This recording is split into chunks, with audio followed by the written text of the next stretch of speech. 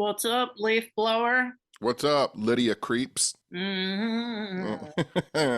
That's me. That's you. I got woken up today by a fucking code enforcement guy from the city complaining about the shit I'm. Listen, you guys, Right to landscaping. going right to landscaping. We're coming in hot. You want ghosts? You want cryptids? You want Bigfoots? Guess what? Landscaping. That's what you're gonna get.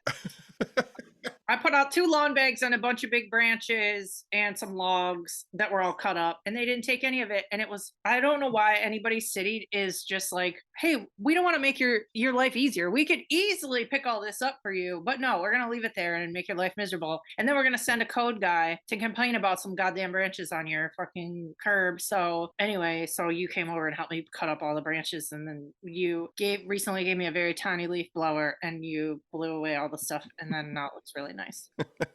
I'm buying you one of those little mini chainsaws. I need one. I like that. I know, you would love it. You're going to go town with it. That's so good for the stuff in the backyard, because then I don't like a thing where I have to do an extension cord. That's too much. Everything should be cordless. Yes. But anyway, these are really hard-hitting issues. But anyway, that was annoying. And we talked about our dads too much on the last episode. Every other word on the last episode was dad, but guess what? What? I hung out with my dad. Oh, Jesus Christ. I thought you were going to say no dad conversation this one, since we were so heavy. Because we had a cute hangout day, and he came over and I showed him my performance from Paracon, and then we went to this cute place that I never been to before in Berkeley called Bombshell Treat Bar, and we got ice cream. And this is how it ties into you. I swear I'm going somewhere with this. But so you go there and you pick out your ice cream bar, and they dip it in stuff, and then they put shit all over it, and it's so cute. Support small business. So anyway, so they had banana popsicles that you could choose as your base, and then you dip it. And my dad, listen, before we even went there, I go, yeah, Tenney talks about these banana popsicles that I didn't think were real, but they are real. And he's like, they are real. I'm like, oh, here we fucking go. So we went there and he got the banana and he loved it. But he said that you are probably remembering what he's remembering. He said they used to have ice cream truck selections, and one was banana and one was 7-Up popsicle, and he used to love a 7-Up popsicle. And I'm like, I have no idea what you're talking about. He's like, I bet Tenney knows. 7-Up popsicles were great. See, I knew you would know. So good. I have no idea what you guys are talking about. Have you ever had a red, white, and blue bomb pop? Yeah. Right. So the 7-Up is the white part of the red, white, and blue bomb pop. Oh, cute. So it's kind of like a lemon limey situation. Perfect for a frozen, tasty summer treat. Yes. So yeah, but I have to bring you to that ice cream place because it's cute. And they had vegan options. He got a regular banana something or other, and I got a vegan oat milk popsicle dipped in vegan chocolate and vegan caramel. And yeah, it was really good. Makes me reflect back to my days of working at TCBY. Oh God. And me and you have had every job. Yeah. My arms were so burned because I had to make waffle cones every day. Oh God. I mean, I know things have changed. I don't know how much they've changed, but like just 3 red hot waffle cone makers, and then like they didn't give us gloves or anything. They were like, here you go. Like, and my arms and fingers were just burned messes from making waffle cones. That's messed up actually to do to young people trying to sell ice cream. And I was like the manager. I was like the older manager. I was like 19 or 20. But we had like 14-year-olds who were just fucking themselves up all the time. That was a very messed up thing that happened when this doesn't have anything to do with anything, but it reminded me of this. One of the places I waited tables at when I was younger, we sold espresso, like Cuban coffee espresso, and one of the servers banged into one of the other servers when they had the like boiling hot espresso, and it hit her top of her arm and burned off like all her skin on top of her arm. Yeah. It was nuts. Yeah. I really do believe that things are probably still as terrible as they were. I'm just not in it anymore. But like my first job, my real first job was selling windows over the phone at an office. We just sat and called people and tried to get them to buy replacement windows. And I was 14 and everyone in there was 25 to 35 and just chained smoked cigarettes and was drunk all day. And like I just sat there with them and smoked cigarettes like as a 14-year-old. Like nobody cared. There were no rules. It's like a HBO documentary. I think it's just called Telemarketers, with this crazy guy, and they show him in one of those call centers and everybody's just like doing drugs and fucking smoking. Oh yeah. I did a job once. A friend of mine, I was probably 24 maybe or 25, and a friend of mine was like, I said, if anybody's got a job, I want to know. And he was like, oh, I got a job for you. You go to this, take this address and go there at like 12:30 at night. And I was like, what? And he's like, you won't have to fill out any like applications or anything, and they'll pay you cash at the end of the night. And I'm like, okay. okay. Sounds weird. So I went to like this industrial complex that looked completely closed down, went to this building. It's just a door and a concrete wall. Like, and I knock and the guy opens up and I'm like, I'm here to work. And he's like, oh yeah, come on in. So like I signed my name on a piece of paper at what time I came in. And in this room were me and probably 150 other people of all shapes and sizes, sexualities, nationalities, and we stuffed envelopes for 8 hours. I mean, that doesn't sound too bad. Like people who have waited tables before and done like public facing jobs, all they ever dream about is a job where you just sit there and do the same thing all day and nobody talks to you. It wasn't bad, but it also was not great. Yeah. Like there were some, because the guy was like, how many hours do you want to work? And I was like, 8. And then the guy I was next to, I was like, how many hours you working? And he's like, he was like, I don't know. I think I'm at like 20 hours right now. And I was like, oh my God. He's on another fucking planet. No way. Well, anyway, we went from landscaping talk to weird job talk. A thing we did the other day was we got to host the Detroit/Michigan advanced screening of Beetlejuice, and we dressed up and it was really wholesome. The premiere? Yeah, the premiere in Michigan. They had Bob, the guy with the little tiny head, walking around. They had sandworms, they had prizes, they had posters to give away. It was very cute. We got to talk to the audience before it started. And then there was an a cappella group that came out from Oakland University and they sang Deo to the crowd. That was very cute. Forgot about that. And you dressed up like Lydia Dietz? I did. Now I just decided that's my whole personality now. Except you're Lydia Creeps. Lydia Creeps. I just want to look like that every day. And I didn't so much dress up as Beetlejuice. I just had a cranberry suit that I had bought during a Strange Escapes at Waverly Hills. Well, you also had a ruffly shirt. But all that stuff was had by me. I had the red dress already. I didn't buy that. I literally had it. But the movie was really cute. It was really funny and wholesome and crazy. Could it have been scaled back a little bit? Sure. It was like everything you could imagine thrown in a blender and then it's just shoved in your face for 2 hours. But I liked it. I see some people reviewing it didn't like it, but oh well. So was it for you? Yeah, it was for me. What about you? It was not for me. I know. I knew that was coming. I know. Like I told you when I was blowing all the garbage off of your sidewalk, it's one of those things. I am reading the reviews from it. I saw it. It's not for me, but people hate to be happy. I know. Like, not every movie is a serious movie. Not every movie is like perfect or like Oscar worthy. That doesn't mean it's a bad movie. It's still fun. Yeah. And I mean, here's the thing. Like, if you take, what is it, just over like an hour and a half or something like that? Yeah, it's like an hour and 45. Yeah. So, like, there's a solid 45 minutes of really entertaining stuff in that movie. Like, really entertaining stuff. There are movies that are for me, that I consider for me, that are an hour and 45 minutes long, that have 10 minutes of good stuff in it. Yeah. Yeah, there's, even if it's chaos or whatever, I don't know what people want. It's like, it's a fun time. You're back in that universe. You get to see a lot more ghosties and dead things and silly creatures, and it's colorful and they do a lot of stuff. I don't know. I feel like they pulled off a lot of cute stuff. It's genuinely funny. I liked it better than the new Ghostbusters. Yeah, see, there you go. I liked it. I think I gave it, no, I did. I think I gave it a 9 on Letterboxd. But listen, my fucking nemesis. The other Detroit movie reviewer? A local Detroit movie reviewer from TV and Rotten Tomatoes. Listen, he gave it a D+. What a loser. See, hates joy. He hates joy. Barely any movie we've ever seen is a D+.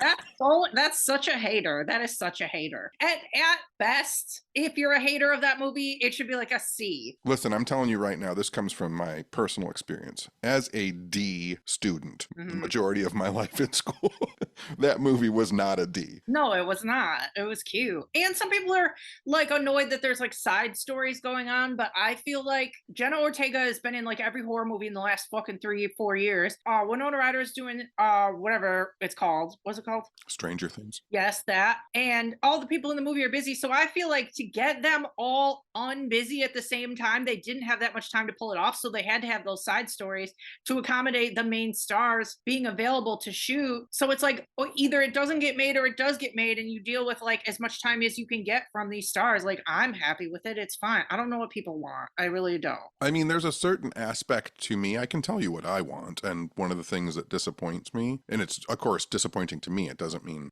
overall, but because we live in such a nostalgic world where we reflect back on things, I still like to pretend that Tim Burton is the Tim Burton I grew up with. Yeah, but like even I feel like he was saying like this made him feel how like this was Like rebirth. Like yeah, like he had so much fun making this that this was like he felt back to how he was before, and I felt that too.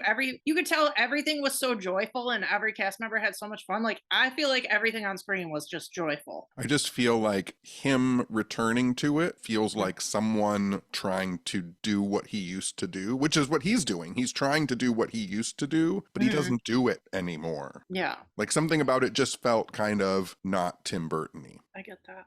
Got it. But just one more thing about it. Side note, our friend Eldana, her friend is married to the guy who wrote Beetlejuice, and wrote Wednesday, the series. Wow. Isn't that crazy? That's pretty crazy. I know. What's your peak Tim Burton? Probably Edward Scissorhands. Yeah. Yeah. I don't know. I like a lot of them, but then again, I watched the original Beetlejuice before this, and I was like astounded at how it's even better than I remember. It's so good. That's why this sequel could never be good enough for anybody, because the original is literally a 10. It's perfect. Yeah.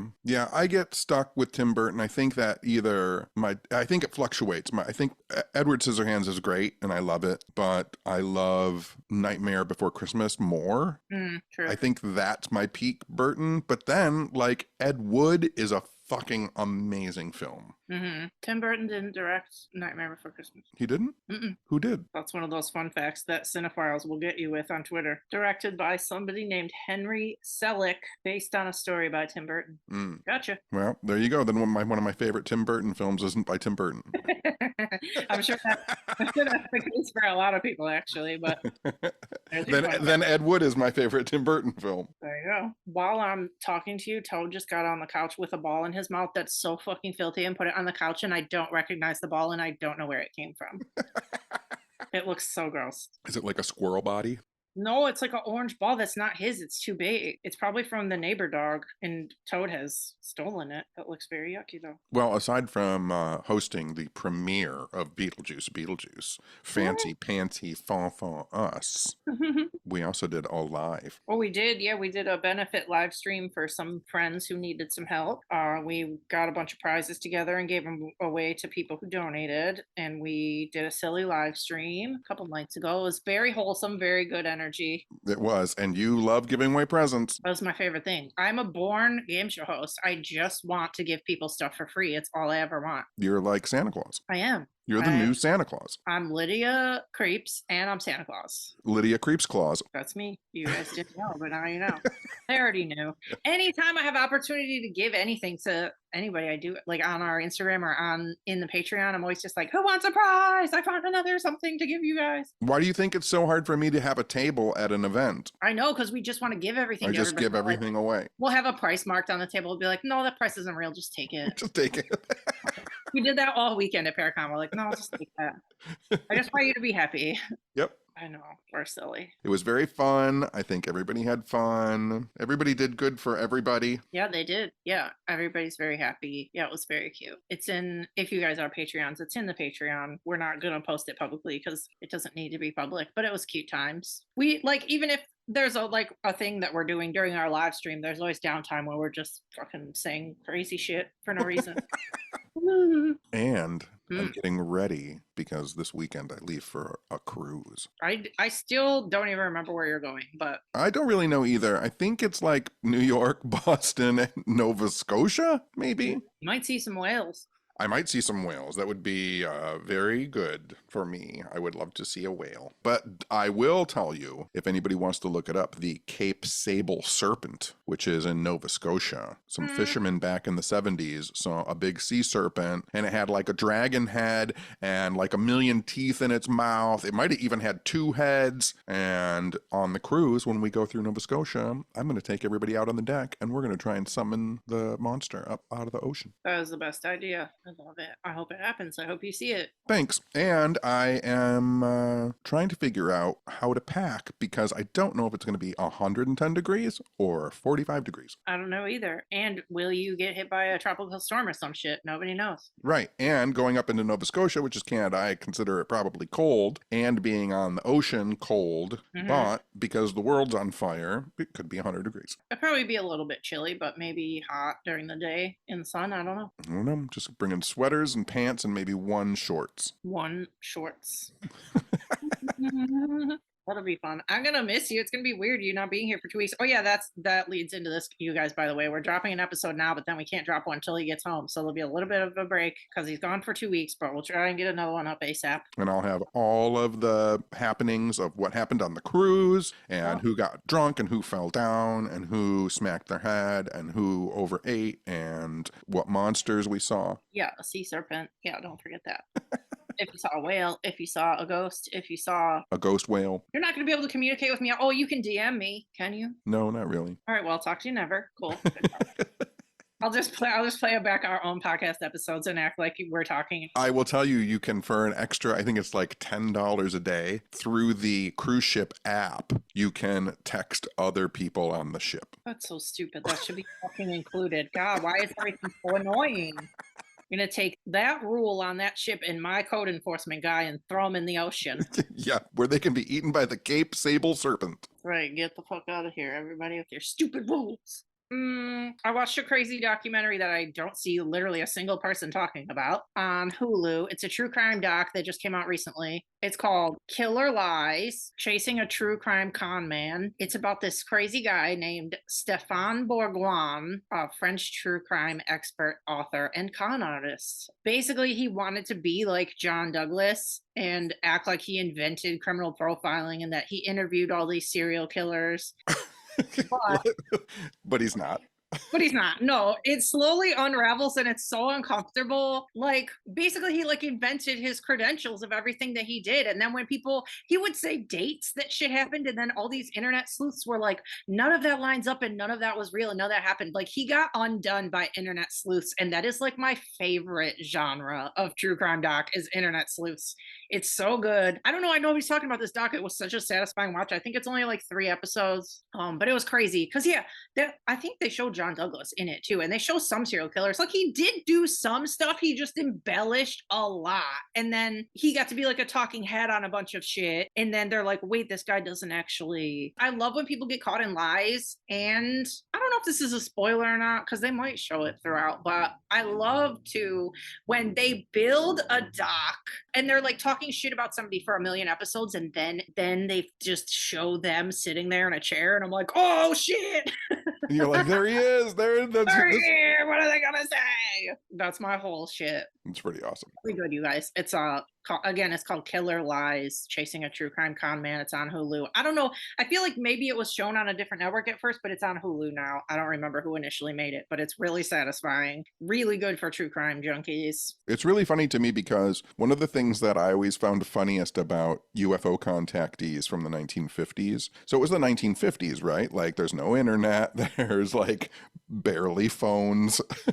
Television is terrible. Information exchanges, newspapers, and word of mouth. And so you have like so many contactees who in their books, like it says, like went to the Edinburgh College of Arts and Sciences in Ireland, like went to London College of Communication. Like they just made up place names and said that they did stuff because there was no way to, literally no way to check. Yeah, I know there was a segment I was telling you the other day. There's a segment on the new Web Crawlers podcast, our favorite podcast. One of their new episodes, they were talking about this guy who said he was like a dentist and he was lying. And then, but there's no way to check back then. And then Maria was saying like, I wish I lived back then. You could just say you did anything. She's like, I could say I invented the spoon and nobody would know. Because how do you check? Who fucking knows? Yeah, there was someone who was saying like, if you want to pad your resume, if you're of a certain age, like I could write that I was the manager of like Oakland County Blockbuster Videos. Yeah, because they don't keep records. No, it's all gone. Yeah. None of the records exist and there's no way to prove it. Yeah. So basically everybody watch true crime docs and lie about stuff all the time.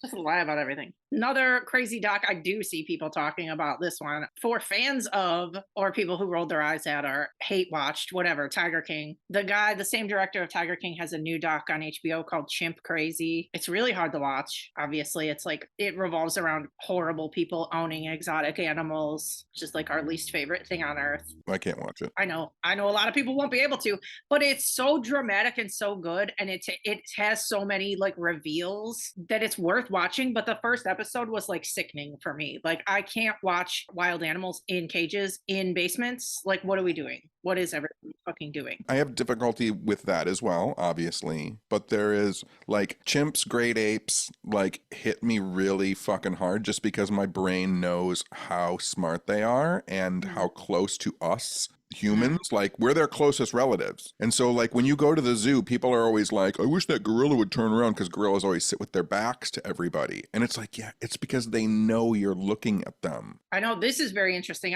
I know your stance on that. You've told me that before. So I purposely wanted to tell you this, but Toad, you know how Toad barks at every fucking animal on TV, dogs, cats. It'll be a robot of a dog and he'll bark at it. It could be a cartoon of any animal, literally, sheep's, anything. Listen, when the monkeys were on the screen, he didn't bark. He was like transfixed. And so like to me, they were closer to humans to him. They weren't like fucking animals, and he didn't react to them at all. Yeah. I know. It was, not only is it like hideous to watch these people like, and they're like brokering, they're like selling them in the fucking black market, and they show out, it's bad. But and then they like try and make a case for it, like, oh, people have been doing this forever, and they show like circus shit, and then you're like, ugh, I roll. But one of the craziest things is too, they show this there's a main crazy lady, how like Joe Exotic was the main crazy guy on Tiger King, so the main crazy lady on this one, Right, Linda Fantastic. Linda Fantastic. You have Joe Exotic, and they found Linda Fantastic. I was like, oh geez. No, her name's Tanya. And it was so funny too, because I didn't know that I wanted to watch this yet. And again, I'm gonna drop web crawlers again, but web crawlers, Allie said out loud that the lady looked like Longlegs, and I was like, wait, now I want to watch it. I'm like, that singular quote just sold me. And she does. She literally does. But aside from them keeping them in fucking horrible conditions, the entire doc, this lady is feeding the chimps, not even kidding, McDonald's and Gatorade, and shooting whipped cream in their mouths. Jeez, oh Pete. It's so heinous, dude. And like, do you even get a nod to Carol Baskin? Carol Baskin? No. But well, this is the crazy part, you guys, because the director of Tiger King, he's like, people, especially these exotic people, they fucking know me. So to get this doc made, he hired a fake director, and that's who she deals with the whole time. That's cool. Crazy. You guys, it's crazy. It's such a crazy watch. It's only 4 episodes. I would not be surprised if they come back with another season, but it's good television. But yeah, they kind of go into like her, like these people obviously have mental fucking problems. And the angles that they were kind of showing were like, she says out loud, like she's like, they're like babies who don't grow up. So they have this thing where they like, oh, this thing needs them and it'll never not need them. And they like get off on that. They like need it. Oh, it's so creepy. It's the worst. Like, it's the worst. Yeah. It's a tough watch, but it's a really good doc. And like there's like animal justice warriors in it, and they get shit done really good. It's really satisfying. But the first episode, I honestly like had a stomach ache. It's tough. Yeah, I will not be able to watch it. I know, but some people will want to. Meanwhile, I'm over at my house watching The Legend of Billie Jean. I know, I saw that artwork go by and I didn't know what it was. Have you never seen The Legend of Billie Jean? No, that cover art looked terrible. Fair is fair. You need to watch that movie right away. What is it? It's about a girl and her brother, and the brother's moped gets destroyed by the town good-looking rich guy. And so his sister, Billie Jean, goes to get money from the guy's dad to replace the moped, and the dad tries to attack her, like, up in his office. Mm-hmm. And then the brother runs in and accidentally shoots the guy in the shoulder, and then they have to go on the run. And then this whole legend gets built up around Billie Jean as like a Joan of Arc figure. Well, Toad wants to watch it. Her brother is Christian Slater. Ooh. A very young Christian Slater. Well, Christian Slater should be on the artwork. Not that artwork is weird. It did not make me want to watch it. But you know what? Is it like a teen movie? The way you described it, I thought it was sounding like a John Hughes movie, and then it got weird. I don't know. It's kind of like a John Hughes film, but it's also, you know, there's a part where they're like, the cops are chasing her through the mall and she dumps marbles on the ground to stop. Like, it's a. Yeah, that's like Adventures in Babysitting kind of. Yes, except there's this underlying plot about her becoming like a rebellious leader of the youth across America. Got it. Then she cuts her hair short after watching the Joan of Arc movie and she puts on a scuba suit top and she makes a video and releases it and says, "Fair is fair." And then kids all across America start going, "Fair is fair." I'm looking it up on IMDb and it doesn't even say there's anywhere available to watch it. Where the fuck did you watch it? Free on YouTube. Oh boy. Okay. And they play, this is, you might not know this is where the Pat Benatar song Invincible comes from. We will be invincible. Okay. By the way, you should watch it, and it is not good. Well, you made it sound good until you said it wasn't good. It's good. You'll like it. You just changed your mind again. You'll be very frustrated with the Christian Slater character because I like a bad, good movie. Bad, good, bad, good. You'll bad. like The Legend of Billie Jean. That's my old-timey John Tenney movie for the week. I have one more tiny one to comment on is I watched Trap finally by M. Night Shyamalan, and I really liked it a lot. And I don't know why people didn't like it, and I don't know what people want. Josh Hartnett was really hot. It was really suspenseful. My palms were sweating the whole time. I was so scared. But it was, you know, like old silly thrillers that you like love, like 90s and 2000s thrillers. It had that energy. I'm like, okay, so maybe this movie isn't the best. Like I said again, like it's not an Oscar movie, but this movie is a tight, good ass movie. I literally don't know what people want anymore. I don't. And like how me and you, we've said this before too. Like, okay, not every movie. Like, okay, all of us watch documentaries. All of us know too much about forensics and how you can get caught doing shit and blah blah blah. Like some movies, you just have to act like that's not real, or you're gonna ruin the whole movie for yourself. Like we're not all detectives. Not everything's perfect. Right. Stupid. I thought it was a blast. I will watch that movie tons more times. And there's a scene where he doesn't have a shirt on and he looks real good. Trying to think of a 90s thriller that I enjoyed. You guys, I met Josh Hartnett before. He came into my work when I was bartending and he came behind the bar and helped me give people beers and took pictures with all of us. And it was one of the best nights ever. And he was so lovely. Shout out to Josh Hartnett if you're listening. Call me. Miss you. Is Misery considered a thriller? Yeah, but you want to hear something crazy? Is I've never watched that movie. You've never seen Misery either? Oh, because I don't want to see that ankle scene. Oh, you got to watch it. It's good. I've already seen it in a GIF on Twitter, but I really need to watch that movie. You do need to watch that movie. It's good. That's embarrassing for me. And I love James Caan. I never watched it. It doesn't make any sense. You should watch it. It's good. I know. And then one more tiny tidbit about something that I saw. Well, our friend Tyler Henry shared this in his famous psychic medium, Tyler Henry. He shared this in his Instagram story yesterday and it looks so good. There's a new A24 documentary coming out soon, or I think it's in limited release right now, like in theaters, but it'll probably be on streaming soon. But it's called Look Into My Eyes and it's about psychic mediums and like it shows a lot of people going to psychic mediums and like that relationship and you know if people believe it or not. I don't know. It looked very like cozy and like in a nice tone. And then also the trailer for Look Into My Eyes starts with a lady talking about her Boston Terrier who passed over and I'm like, oh god. Oh god. I did see that. I know. It looks like it's gonna be so good. I will watch. I will watch too. I know. It kind of seems like the tone of the doc, and I don't remember if they said this in the trailer either, but like it kind of seems like whether what's happening to them is real or not in the reading, like if it helps them, then does it really fucking matter? Right. I think that's the stance of the doc. I will also tell you something that's really strange. So I've, over the past 30 plus years, 35 years coming up on now, I've seen a lot of pet psychics. Mm-hmm. And it's very easy to find pet psychics who aren't psychic. Yeah. There's a couple. But the ones who pet psychics that are on, it's very crazy. So you will have a pet psychic who will say something like, Mr. Boney really loved his treats.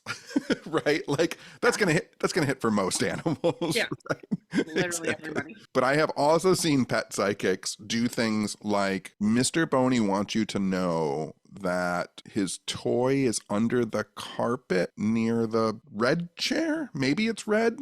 He's saying that it's red, but dogs, like literally, like he's saying it's red, but dogs literally can't see red, so I don't know what red would be to him. And the person will be like, oh, I have a dark orange chair that he used to sit in. And like, that's like, okay, now you're on a different level than Mr. Boney likes treats. Yeah. Is that the name of this episode? Mr. Boney. Mr. Boney likes treats. Lydia Creeps and Mr. Boney. It's a good one. I like it. I know. I've never been to one or asked about one. There's two that I really like on Instagram that I follow, but have I had readings from them? No. Would I? Probably.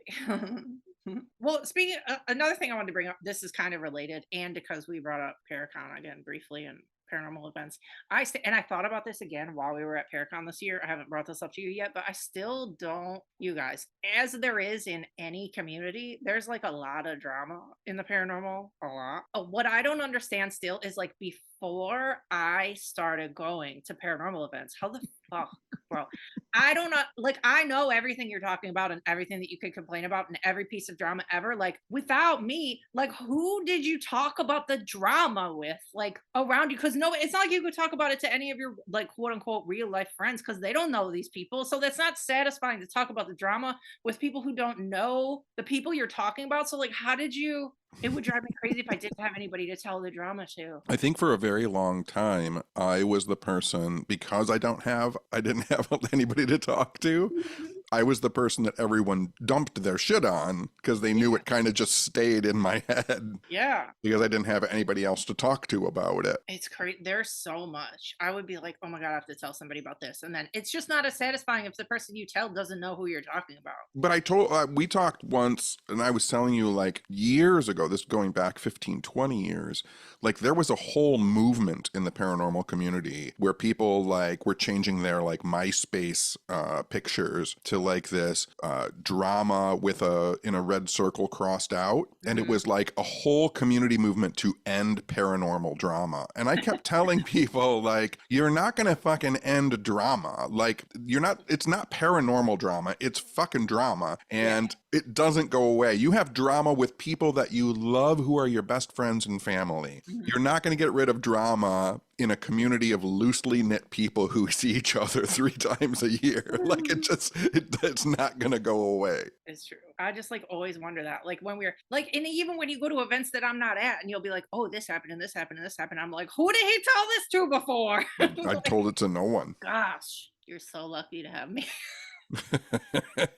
But I mean, sometimes back in the day before you were involved, I'm thinking of one incident specifically where like someone came to me and dumped a whole bunch of nonsense on me. And then one of the other people involved came and dumped a bunch of stuff on me. And then the third person involved came and dumped a bunch of stuff on me. And then I went at dinner and I'm sitting with the 3 of them. Perfect. And I went, hey, guess what? You know that all of you are talking shit about each other and you're dumping it on me, and you could talk about it right now and just get through it and get over it right now. And like they all went blank. I love it. And that night at that table worked it out. Yeah, that's great. There's people I would like to do that with us, but I'm not gonna say what it is, but my dream one, I would really love for like if it was like on a live stream and everybody could watch it and it could be the messiest thing that's ever happened ever. But that's not gonna happen. But no, I think it would be really funny. I like listen, just air shit out. If you don't have anything to hide, then let's fucking talk about it. Yeah. A lot of people do have shit to hide and they would never want to do that.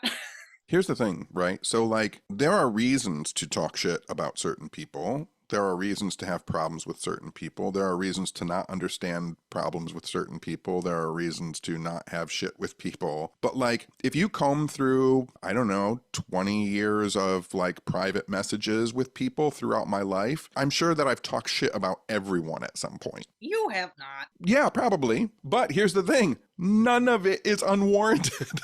No, you're correct. Yeah. No. I always like wish people knew that too, is like you are very funny when you are shady, But nobody will ever know. But even if they did know, they'd be like, yeah, he's right. That's what I'm saying. Like, dig up all my old stuff. I'm telling you right now, whoever I was talking about at the time, if you ever dig up anything, that person that I was talking about will be like, oh yeah, that was fucked up. That's me too, though. Whenever I have to tell somebody something shitty about somebody, it's like, hey, I'm only telling you this because it literally happened. I'm not talking shit. I'm literally telling you about actual events. So you can take that however you want it. But Anyway. again, it's the same with friends and family. It's not just the paranormal community, it's everyone. We've all had situations where a brother, sister, best friend, husband, wife, mother, father has done something fucked up, and so you went and talked fucking shit about them, and then whether it's a week, a month, or a year later, the person who did something fucked up was like, oh yeah, that was fucked up. Yeah, Otherwise, I just don't have time for it, so that's why I didn't really talk about it too much. I know that too. Yeah, but at least you have me to talk shit to now. So But now there's not even that much shit to talk. there's not. There's not. There's some. It used to be, I'm telling you, 20 years ago, it was great. You missed out on like the hot I fucking know. goss back then. All had like murders that happened. I mean, the other thing is too, is everybody was young, so everybody was fucked up. Everybody was fucking each other. Like, it was crazy 20 years ago. Now everybody's, calmed down. Everybody's aged out. Yeah. I feel like even when I first started going to the Paracons, it was a lot wilder than it is now. Yeah, for sure. That was like in the middle of probably what you're talking about. Yeah, for sure. Anyway, side note, one other tiny thing that I wanted to bring up that I saw the cutest Instagram post of this thing that I didn't know existed, and now I really want to go. There is a carousel, like a real carousel that you can ride in Harlem, New York, and the carousel is made from the creatures on the carousel are made from little kid drawings. Oh, They are jeez. like nightmare fuel, but they are so fucking cute. I've never seen something so cute. If you guys just Google Harlem, New York carousel or kids drawings carousel, it is like the best thing that you've ever seen in your life. And I literally can't wait to go there. I need to look at all of them. It made me so happy. That's like everything I want in the world. I wish things like that were everywhere. Too funny. I'm so excited about it. I have to go there. The last time I was on a big carousel was I think the last time that I went to Mansfield. Mansfield has a carousel? Yeah, downtown, it's the Richland Carousel Park. It's like one of the biggest, oldest carousels in America, and it's in Ohio, and it's like 10 minutes away from Mansfield. I didn't know that. I've been to Mansfield and we went like around town. I didn't see a carousel. They also have one of the oldest robots in America in Mansfield. They have a robot museum, and they have one of the robots that smokes. It was built for a World's Fair. Cute. And I think the robot dog is with him. I'm gonna steal it. I want the robot dog. Is that it? I think that's it. I think that's it for now, you guys. We gotta go. Tenney's gotta go on a boat. I gotta disassociate for 2 weeks. I've been too freaking busy. I need a break. Most of my packing is snacks. Can you bring that? I can bring snacks if I fucking want to. All right. You're bringing 1 shorts and 120 snacks. And 20 snacks. Good plan. Solid plan. And probably 14 sweaters. Anyway, well, I hope you have fun. And if you can't talk to me, that's going to be shitty. But maybe somebody on the boat, if Amy or anybody else on the boat, if you have something to tell me, they can tell me for you. Oh, yeah, for sure. Yeah, because not talking to you for 2 weeks feels weird. Like with no DMs, no nothing, that's a lot. It's not 2 weeks. It is. It's not. Well, it's close. It's like 8 days. No, it's like 10. It gets closer to 8.